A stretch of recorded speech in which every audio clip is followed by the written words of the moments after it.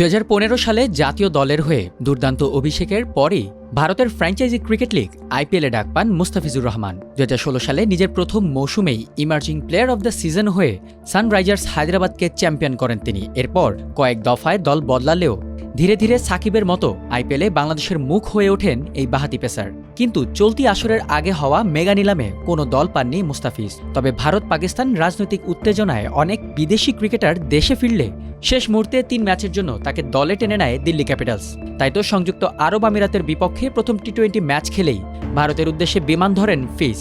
চলুন দেখে আসি আইপিএলে মুস্তাফিজুর রহমানের সেরা 3 বোলিং ফিগার কি কি। 17তম আইপিএলের প্রথম ম্যাচেই বাজিমাত করে বসেন মুস্তাফিজ।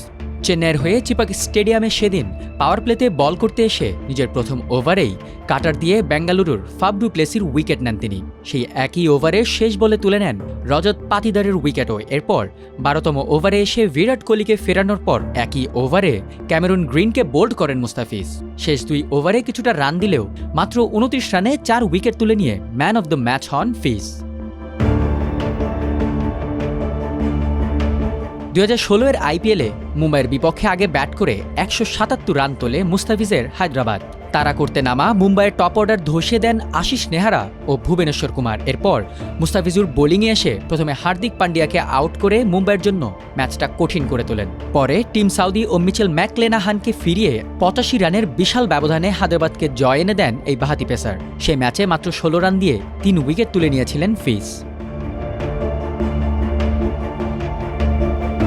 2022 আইপিএলে মুম্বাইয়ের ওয়াংখেড়ে স্টেডিয়ামে কলকাতা নাইট রাইডার্সের মুখোমুখি হয় মুস্তাফিজের দিল্লি ক্যাপিটালস।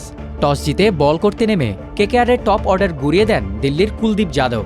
মিডল আর লোয়ার মিডল অর্ডারে সেই ধ্বংসযজ্ঞটা চলমান রাখেন মুস্তাফিজ। নীতিশ রানা, রিঙ্কু সিং দুজনকেই ফিরিয়ে দেন এই কাটার মাস্টার। এরপর শেষ ওভারে টিম সাউদিকে সাজঘরে ফিরিয়ে মাত্র 18 রানে 3 উইকেট তুলে নেন মুস্তাফিজ। সেই ম্যাচে man of the match Kuldeep হলেও সমান প্রশংসা পান মুস্তাফিজুর রহমান।